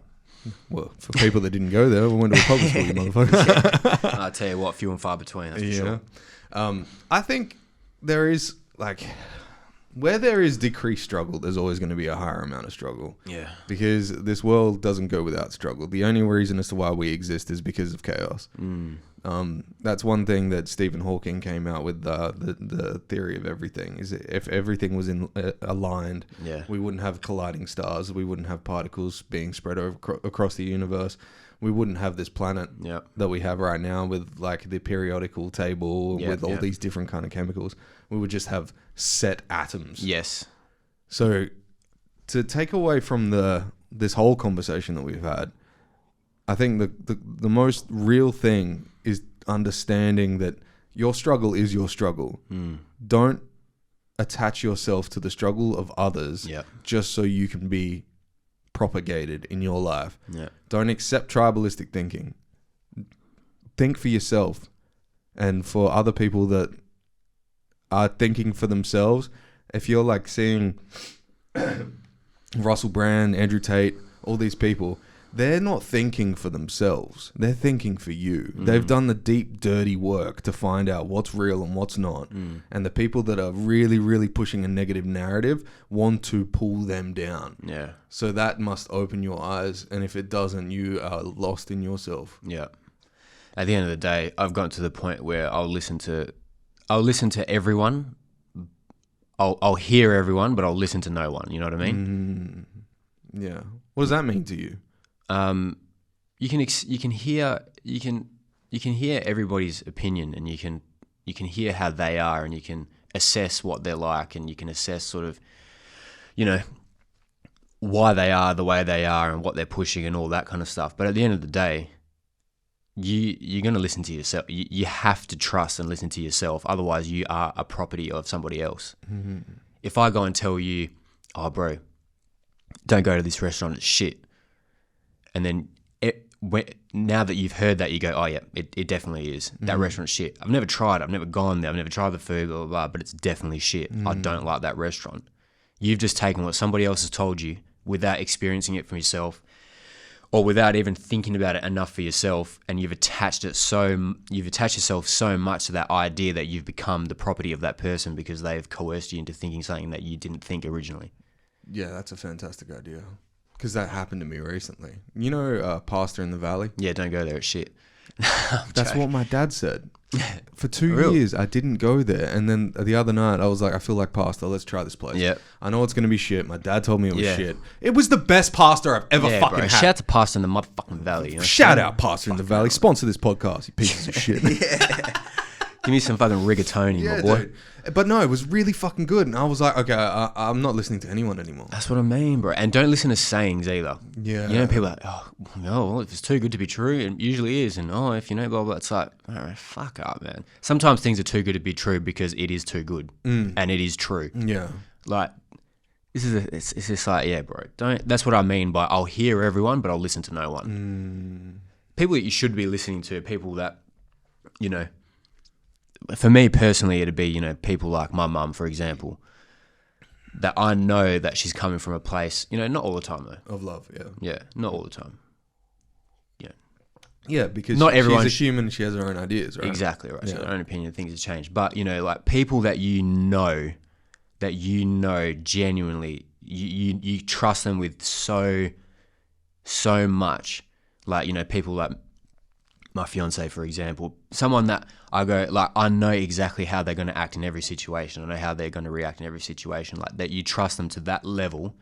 They're the people that you should listen to sometimes and actually take on what they're saying. Like a random, especially a person online, man. What the fuck? Like, what are you listening to them for? You can hear it and you can okay, oh yeah, like learn a little bit, but don't attribute that to yourself. Yeah. Because once again, you become the property of somebody else. Like, you become the intellectual property of somebody else. You have to be individualistic mentally. Yeah. I think like the awareness. So you got reading and writing, and if each of our lives is like a book, are you allowing other people to write in your book, or are you allowing people to read your book? Yeah. And the same goes for them. So if you're listening to a bunch of shit online, whether it be sayings, whether it be, you know, just people espousing their own ideas, are you allowing those ideas to be written in your book? Are you going to then read from your own book because those ideas were written? Yeah. Or are you just reading their book? Yeah. You know, there's something to be like said for like information is strange. Yeah, bro. You know, information is very strange because it can alter the fabric of the universe. And like Joe Rogan says, and I've mentioned him a few times because I think he is like one of the thinkers, philosophical thinkers of this age. He says, whether you like it or not, information is like calories. Yeah. Whether you take in bad calories or good calories, you can eat in a way to be healthy. You can eat in a way to be negative. You can digest information in the same way. You can be a glutton for shit. Yeah. And not know it. Yeah. Yeah. And I think like with the open field, if you will, of what the internet and the information scale horizon is now, we can be bombarded by bullshit, and we can live in this fantasy world where we think everything's butterflies and rainbows, and what comes with that? Struggle, anxiety, all the fucking mental shit that comes, like the lack of mental fortitude that's built within us. It's fucking wild. So you got to get to nature. You got to go to the gym. You got to go to things like the sauna. You got to go to the ice bath. These are things that actually feed your body proper endorphins to be able to, so you can combat these things, because we're just absolutely showered with information, like you said, whether it's going to be good or bad. You know, there is a lot of good information out there. I'm not going to say it. It's like all fucked, but are you a meat eater? Yeah, bro. Yeah. Have you ever hunted? No. No. I've hunted. Like I've killed a few rabbits and like accidentally killed a cow. That was weird. I shot. We were down south, and the farmer knew about it and stuff, and we paid him and shit. Yeah. But I was trying accidentally killed one of your cows. Yeah, bro. Sorry. Yeah, literally. Like Really? I was shooting a 303, went to hit a tree, and I missed the tree and killed a cow behind the tree. We ended up paying. I didn't see the cow, bro. I'm sorry. I wasn't aiming for the cow. This 303 was like fucking made in like the 1800s or some shit. Shit. It was fucking wild. But yeah, and we ended up paying for the cow and eating like the majority of it. I shot it through the hind leg, so we like the rump and everything was fucked. But yeah, apart from that, it was pretty delicious. Yeah. But I didn't want like it was a field grazing cow. It wasn't like locked up in a fucking like a chamber or something. So I kind of didn't feel too bad. But They all should be field grazing. Fuck's sake. yes. What do you think about like factory farming? Oh, fucking horrible, bro. And man, I feel like just every everything should just be organic. Like everything should be like traditional. Like I don't know, like factory farming. Like it doesn't. They're two words that almost like don't even make Shouldn't sense exist together. together, Yeah. yeah. Factory is a structure that's built. Yeah, and a farm is supposed to be a landscape. A landscape, you know, things where things live. Yeah. And like go about day, you know, like I don't know, man. Have you ever heard of Joel Salatin? No. So Joel Salatin's this dude right here, right? Yeah. And basically he set up, I think it's Polyface Farms. It might not be. I think it's called something else. Anyway, Polyface Farms is a type of farm as well. Virginia. These are all chicken coops. So he moves them Oh yeah. every day. Okay. So it like, see how like they, Yeah. as he drags them along, Oh, they, yeah. they replenish the earth with feces. And, Yeah. And then he'll move the cows into that area. Okay. Yeah. So Walking around holding your nose, and the 5-year-old is saying, "Ooh, yuck, it's ugly," is probably not good farming. You know, when people say, "Well, what's the criteria?" You know, on our little bags there, we say healing the land one bite at a time. And basically, we've come. If it's not healing, it's not good. This is why Sardinians live till over 100. Does this heal? It will Correct. fundamentally change. And shout out to Italy for banning Fucking. I mean, is there anything really healing about the Kardashians? banning synthetic food like GMOs and shit. in total. Yeah. Whoa. Russia did that too. Amazing. Yeah. Xenotrophic bacteria gobbles up and metabolizes more methane than can possibly be produced by. Look how happy those cows are. They're in the fucking water.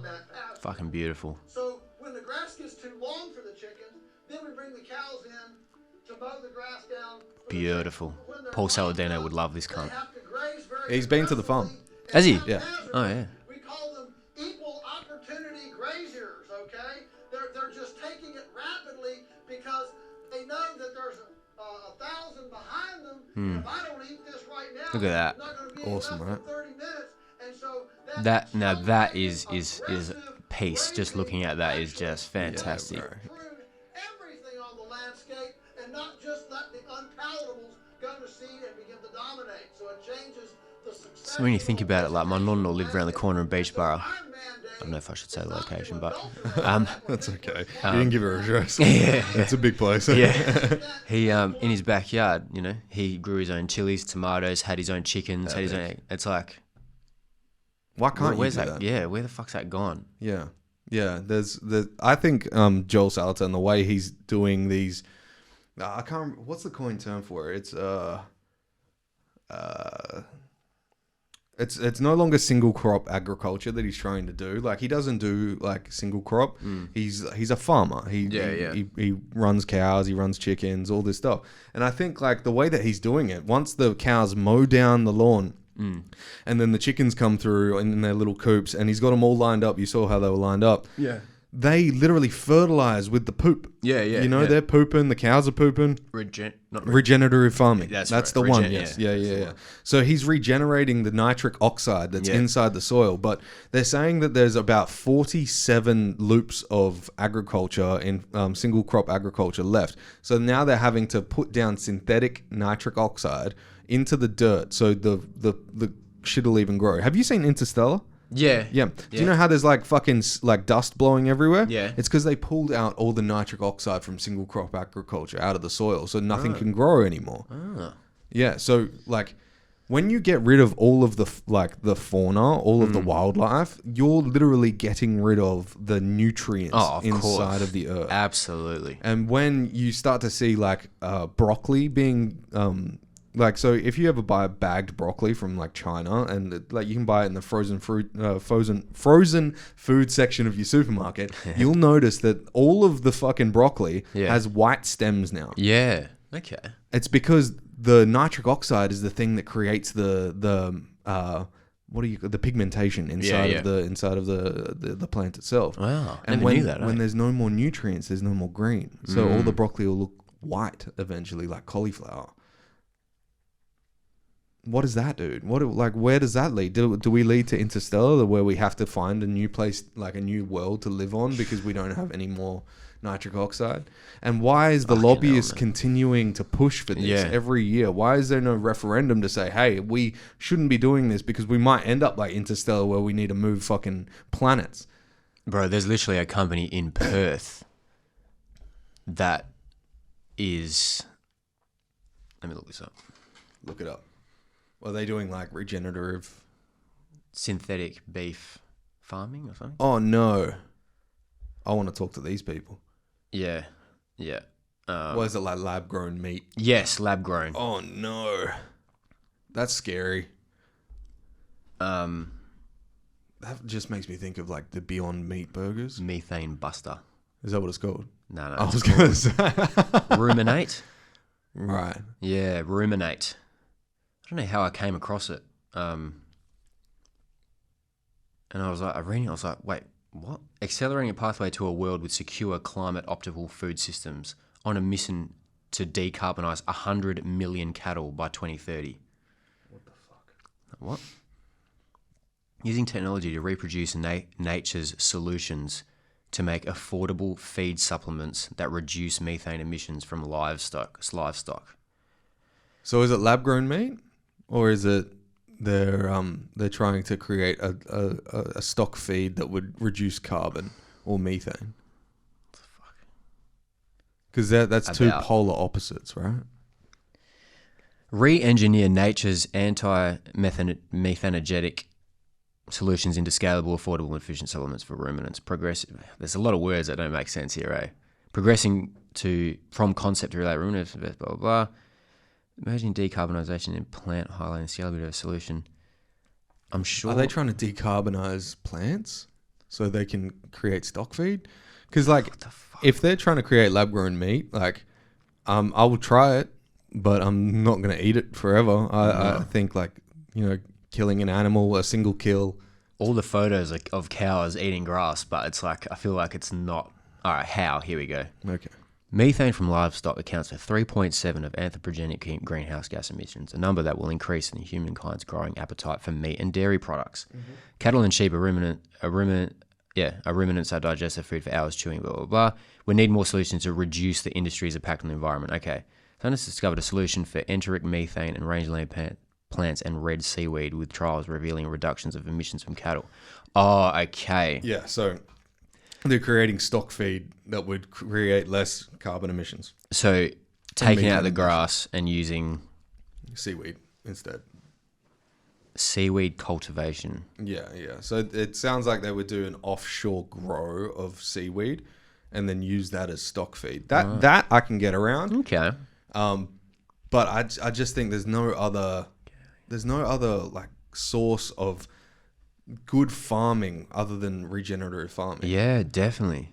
Like the way that Joel Salatin's doing it, the way the Polyface Farms are doing it, I think that's just the way that it has always been done. And like to continuously kill off the vitality, if you will, of the soil. It's like, bro, that's fucking scary, man. Like, I don't know. What is that, dude? What is that? I can't wrap my head around it, dude. And I think, like, if we want our world to be sustainable for the future, we're going to have to eventually push back into one kill, one eat. Yeah. Like, the amount of, like, shrews and like, multiple kills that happen during the single crop agriculture combines running over the fields. If one life is one life, is an insect's life more important or less important than a cow's life? What about the rodents you have to kill for fucking, I don't know, avocados or, I don't know, what else is there? Because, I mean, you have to kill rodents because they're going to eat this shit. They're going to eat. So either way, you're killing something. Yeah. So it's like you're saying one life is more important than the other, which is completely contradictory to what you're fucking, you're trying to get across. Yeah.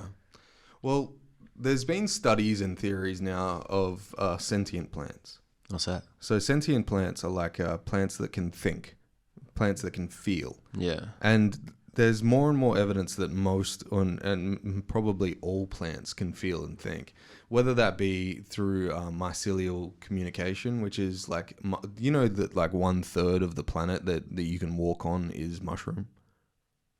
No. Yeah, 33% of the world's matter is mushroom. Really? That you can walk on. Yeah. Doesn't leave mushroom for anything else. Mushroom. God damn it. I had to. I had to. I didn't leave mushroom. I'm sorry. I fucking had to. That's a great joke. Been trying not to say them all podcasts.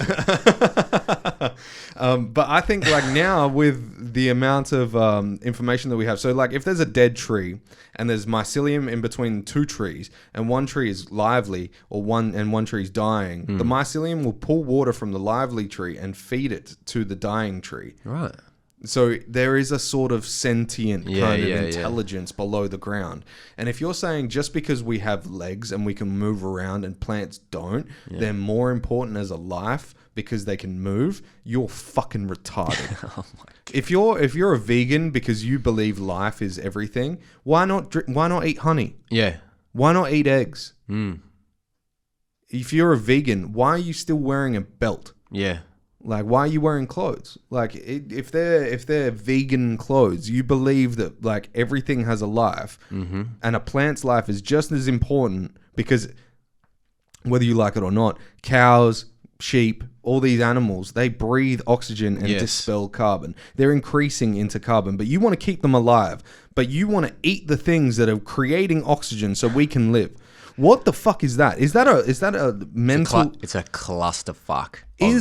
Wrong ideas. That's what that is, right? Yeah, it's a clusterfuck of wrong ideas. Because if you are really like for this earth, you wouldn't eat. You would just kill yourself. The only real argument I can see for being a vegan is if you actually don't like meat. Yeah. Or if you don't like fucking, like actually don't. Or But they don't want to say that. Yeah, They it's don't like, want to that's say fine, bro. Like, Yeah, that's they- absolutely fine. But They want to look for other things that create an argument. because plants are fucking life, man. They fucking breathe. They think. It's a life. Yeah. You learn that in fucking year 8 fucking science. Yeah.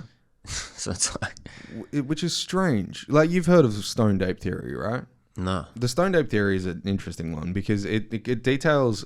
Terence McKenna is like this what would you even say it?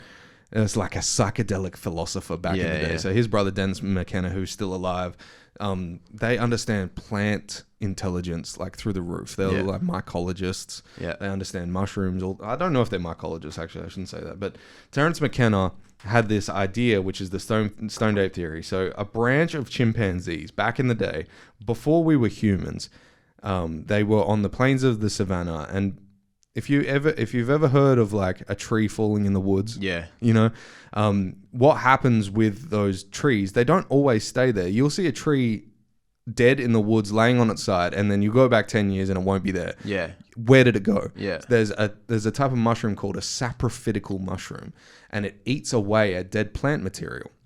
And now when they call them meadow makers, right? They just eat away at plant material and bring it into the ground, and it creates more nitric oxide, and things can grow. And in meadows, like cattle graze, and like bison and all that shit, and buffalo, they all graze, right? Yeah. So on the plains of the savannah, these chimpanzees, when all the trees were like coming down, they jumped out from the trees, became land-dwelling animals. Yeah. And then they needed to forage, they needed things to eat, so they would flip these cow pies, and underneath cow pies were psychedelic mushrooms. So they started eating them as this, and that they believe. Well, there's a lot of people that believe that the 3x or 4x growth of the human brain over a 2 million year period was these exponential amounts of mushrooms being eaten. Wow. So to put it against what vegans are doing is like, are you saying that the thing that creates, like, there's so many different facets that I can run down here, but like in India, they don't eat cows. Why? Because they believe that the cows are spiritual. But is it because they pick the mushrooms off the cow patties and they realize that the cow can produce the thing that makes them feel like they're closer to God? Are you saying that if you're vegan, you're not going to eat the cow, even though it's the most vital sustenance?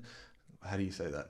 It's the most vital type of like, fuck you. Yeah. Nutrition. Yeah, nutrition. Yeah. So like you can be a carnivore because it's an essential macronutrient. Yeah. You cannot like Yeah, because vegans have to take vitamin B12, vitamin 12, yeah. K12 and all this kind yeah, of shit. all these different things because they're not eating meat. Yeah. There's too many different things like that make me think that you're just retarded if you don't eat meat. And I don't Or just mean that ignoring a fact. you're ignoring simple facts. Yeah. Like the thing that got you to be able to think that eating meat is bad is the thing that you like. So there's the stoned ape theory, and there's the Man, this is making me starving. I'm not gonna lie to you, eh? bro. I'm gonna go destroy a Conti roll probably. Charlie's. Yeah. Oh yeah. Or Restore. No, I'll go Restore. Oh, Northbridge. Leadable. Oh, Leadville. Yeah. Goated. Goated. Yeah. I haven't Pardon had the one pun. from the Restore. Really? No. Fucking hell. Really? That good? Bro, the Restore is like fucking Up there. man. Just to finish off on what Yeah, I yeah, was saying. sorry. No, it's okay, it's okay. So, like, to say that you don't want to eat meat, like, meat is also, cooking meat is also one of the things that they say that increased the growth of the human brain because of, like, eating fish, like omega-3 and omega-6s in fish actually give a more flourishing growth to neurons. Yep. And psychedelics as well. So to say that you don't, or maybe it's just the accompaniment of those two different facets. But if you're saying that you're not going to eat meat anymore, are you literally dialing back? Are you going back into chimp mode? Like, is that why you get so like erratic in your arguments and you can't hold a specific narrative? Is that what that is? Like, and I don't mean to like say shit about people, but that seems kind of retarded. It seems kind of counterintuitive. It does. Especially when you put it like that. I didn't actually know any of that shit, eh? Yeah. But that makes it even more like oh, fuck. The thing that got us here. You're teaching me. The thing that got us here is the thing that you're pushing against, which makes. And look, if you're not eating meat because you don't like factory farming, I'm with you. Yeah, that's right. You know, yeah. That's a big point to take away from this. I'm with you. I wholeheartedly agree that pushing these animals into cages, gassing them, artificial insemination, all that stuff. That's definitely fucked and definitely wrong. And that's where I agree. And this is the thing. It's like we can all have the opinions, but there will be an opinion that we both agree on about the same fact, about the same topic. Yeah. Yeah, because maybe you've seen some shit that I need to see, like those PETA videos. Have you seen them? Yeah. It's disgusting. It is, and I like that. That pushed me to be vegan for 6 months watching that. Really? Yeah. Now I'm like carnivore. Yeah. You know, so like, and like at one point I did it for the suffering of others and the empathy for, you know, other sentient beings. But when it comes down to it, like, I matter. Yeah. You know, and I want to propagate this life with vitality and really not have to worry about dying because of my food's trying to kill me because I don't trust the government for genetic modifications and wild times, bro. Wild fucking times, bro. Anything else we need to talk about while you're here? Fucking hell, I think we've spoken about everything possible today. We'll definitely do it again. Yeah, bro. How can people get in touch with you? Emilio Emele, Instagram. And what's your TikTok, same? I think so. Yeah. Check it. Shit, check fuck, it. that's bad. Eh? I think it's exactly the same. But yeah, man, artists, reach out. Let's fucking work. Emilio Emele, yeah. Yep, cool, sweet. And they can just slip into your DMs and anytime, any day. Yeah, we'll my number is G's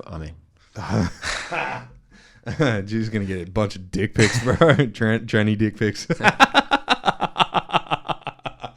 Oh shit! Look at my vagina. Ladies and gentlemen, I am sorry that I have been off the fucking bandwagon with the podcast recently with surgeries and being in hospital. I agree that I'm a piece of shit for that, but I'm getting better and we're working through it. Full reform. Yeah, we're reforming, brother. You know, constitutional reform. Yeah, that's yes. Ladies and gentlemen, thank you very much for tuning in. Emilio, thank you for coming. Thank you, my brother. This has been awesome. We'll do it again. Absolutely. Ladies. I wanna know if you're down, ready to go. Wanna fly away with you. Float away, fly away.